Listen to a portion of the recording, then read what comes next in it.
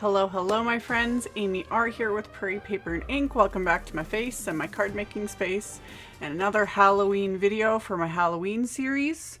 I will have a link at the end of this video to my 2023 Halloween series playlist because there's quite a few videos in there already. And I still have more I want to make and add to it. So I did some watercoloring on a couple of just adorable images, and I used my Distress watercolor pencils. This is how they come. There's 3 sets available, and I have mine in a palette that looks like this, and you'll see it in the video. I will have a link at the end of this video to the video I did showing how I set this up, because I always get asked that. I always link to it because, yeah, I did a previous video explaining it. It's really pretty simple. You don't need to do this. You can just use the Distress watercolor pencils or any watercolor pencils, however you want. It's fine. This is how I like to use them. So yeah, I'll have a link at the end to that. And I will also probably link, yeah, I'll put a link in like the upper right corner, because I have those pop up in my videos at the little eye icon, and if you hover over it you can click, and I add just other random videos I've done, etc. But I have an entire playlist of videos I've done using the Distress watercolor pencils in my palette, so I'll have a link to that as well. And yeah, let's get into the actual card making so I can show you guys how I did it. So this is the Simon Says Stamp Happy Hauntings stamp set, and it's super cute. This one came out at the beginning of September with their Simon brand Stamptember release. So these items are still available, will be restocked, etc. And this set's adorable. It's just been sitting waiting for me to use it because, oh, so cute. So I chose 2 of the little characters from the set, and I am stamping them onto Ranger Distress KRAFT HEAVYSTOCK, and I'm using black soot Archival ink.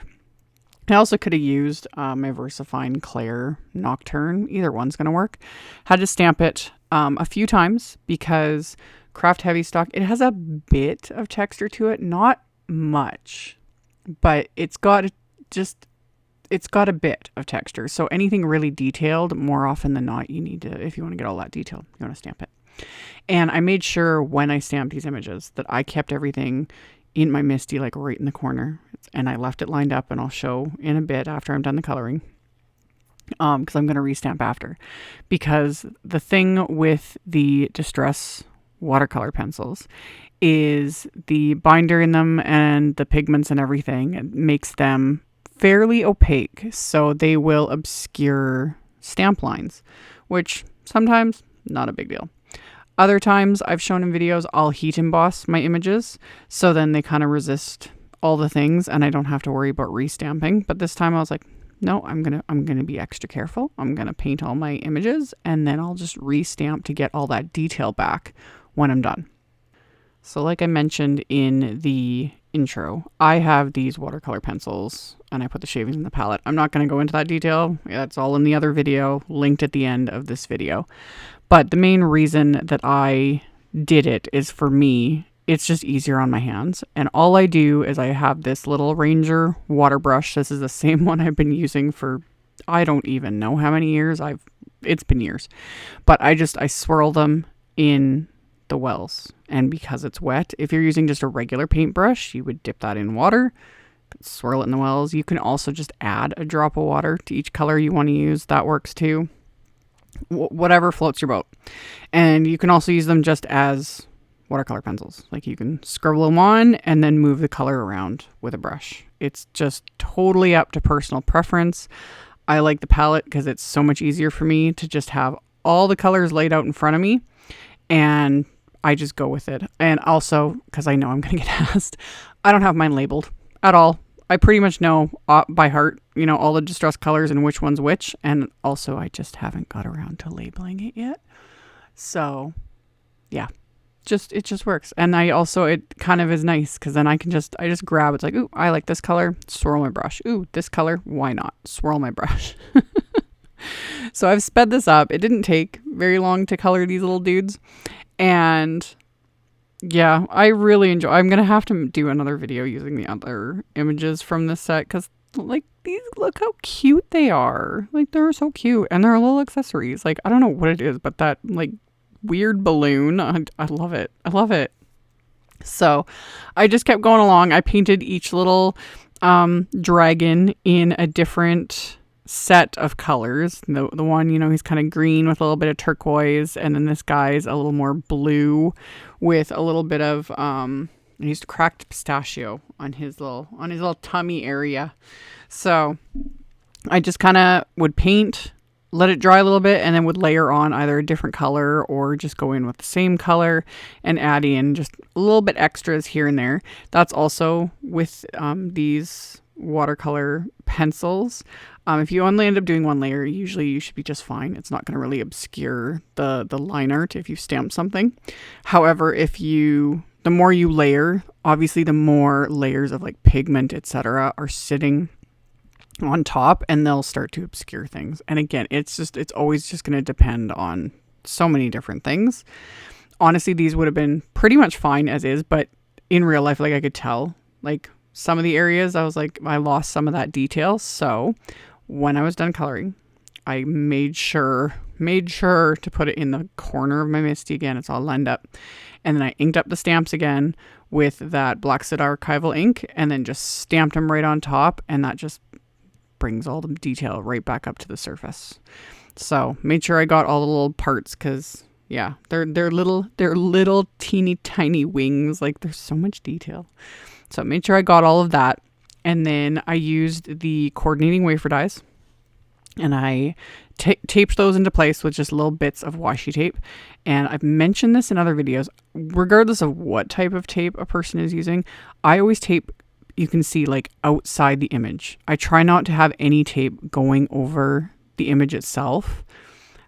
Because when you're running that through a die cut machine, all the pressure, it's pressing that tape into the cardstock. And I've had it happen in the past. It's been so long, it's just habit for me now to keep the tape on the outside.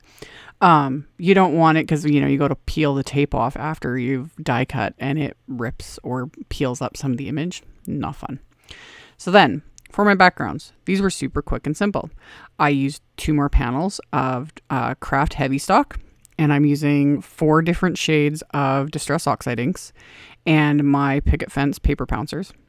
I'm not trying to create a blend. In fact, I don't want a smooth blend. If I wanted a really smooth blend, either you can just work back and forth with the colors, and you just lighten up the pressure on the Pouncers, and you can get a pretty decent blend that way. But if you want like a smooth blend, that's where blending brushes come in handy.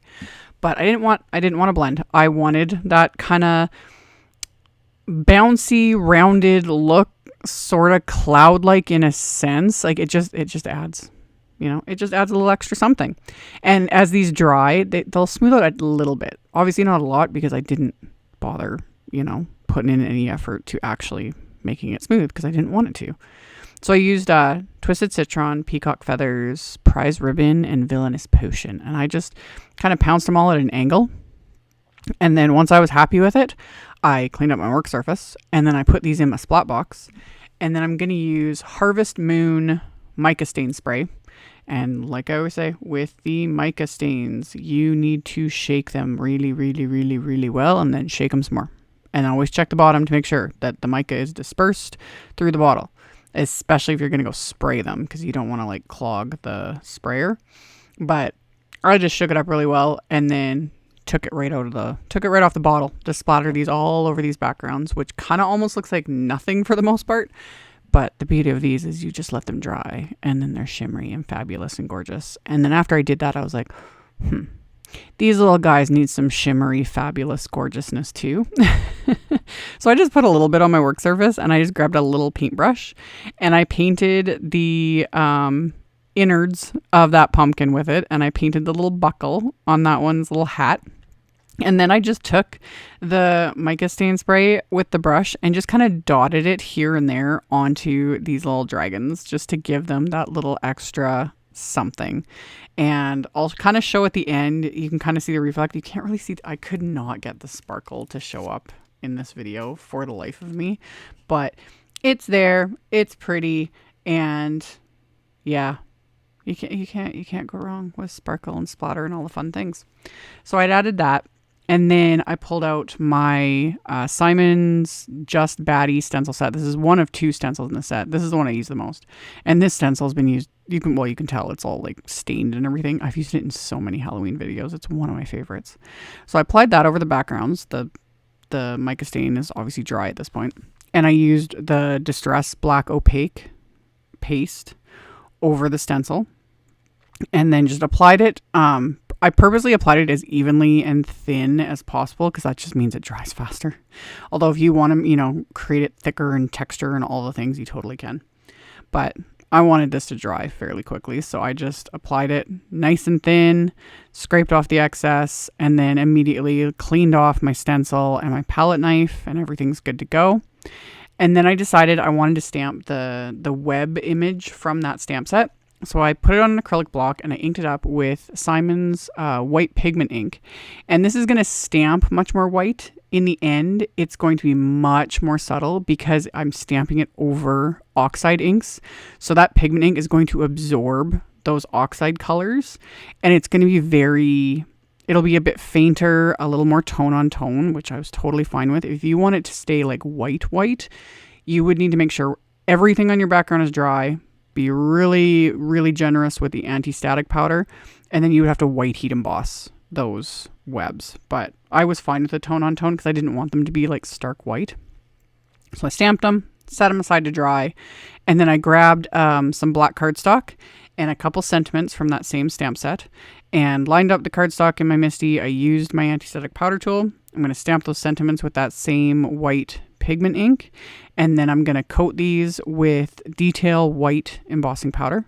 Once those are coated with the embossing powder, I will melt those with my heat tool. Once those are smooth and melted off camera, I wiped off the excess anti-static powder and then trim them down with my paper trimmer. And then I also trimmed down a couple pieces of just white cardstock that will be slightly smaller. I think these pieces are like 4 inches by 5 1/4. Because these are going to go on the inside of my cards. So I'm lining them up inside my MISTI, and I'm going to stamp the same images onto each of these panels. So this one I stamped with that Peacock Feathers Distress Oxide ink. And then the other one I'm going to stamp with the Twisted Citron Distress Oxide ink. And then once I've got that stamped, I took another sentiment from the stamp set, and I'm going to stamp that with the VersaFine Claire Nocturne ink. So I get my little dude stamped here onto this panel, and then I'm going to line up that sentiment, and I'm going to stamp that right along the bottom. And then without cleaning the stamp, I'm going to just put my little grid mat, I forget the name of it, I'll have a link to it next to the MISTI. This just means I can move my stamps around. I've shown it in a bunch of videos, but I can move my stamps around without having to clean them, and I'm not going to smear the cardstock. So got that lined up where I wanted it for the second panel, and then inked it up, stamped it again, got that in place. And then once that was done, I can then adhere my sentiment strips that I'd cut down. I'm going to adhere these to the card front panels, and the card front panels I also trimmed down a little bit. They were originally like A2 sized, and I trimmed them down to same thing, like about 4 inches by 5 1/4, just slightly smaller than what my card base will be. And once I got that adhered into place, I can flip it over, and then I just trim off the bits hanging off the side with my scissors. And then I'm just going to repeat the exact same thing with the other card front. Once I've got those adhered into place, I'm going to adhere my little characters also with KRAFT tacky glue. And I decided to keep everything just super flat, just cause sometimes it's great to pop things up, with foam tape and foam squares and all the dimension and action wobblers and all those fun things. But yeah, I was in the mood again to do these just simple and flat and non-bulky. So once I got those adhered onto the card fronts, I just stuck them underneath my big Hero Arts blocks just to hold everything down, hold it all flat, give it a few minutes for the glue to, fuse everything together. And then once those are adhered, I'm going to create my card bases, which are Simon's black cardstock.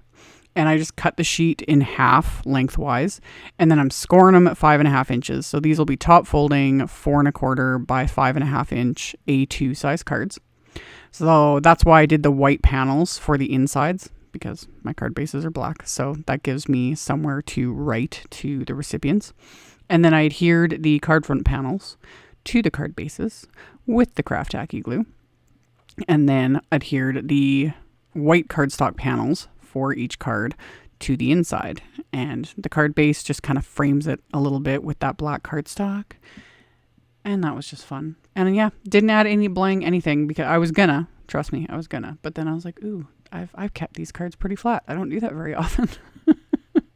Usually it's 15 layers, 3 different embellishments, 2 different types of splatter, and the kitchen sink, you know? So yeah, these were really fun to make. They were just those little characters, and I don't know, the colors and the bats and the mica stain and all the fun things. So I tried to like get the actual sparkle. You can barely see like the actual sparkle, but it's there. It's shimmery. It's fun. And yeah, like I mentioned in the intro, I will have a link to my Halloween 2023 playlist at the end of this video. I'll have a link to that distress palette video that I had done when these first came out. So that will be at the end of the video as well for you guys to check out if you're interested. And then as always, below the video, I will have links to my blog post. I'll have a supply list with clickable links to all of the supplies I used. That will be directly below in the description box. You just got to expand that to find all of that if you're interested. Thank you all so very much for taking the time to watch my videos, for thumbs upping, commenting, subscribe if you haven't. I'd love to have you. And I'll see you all very soon in the next one. Bye.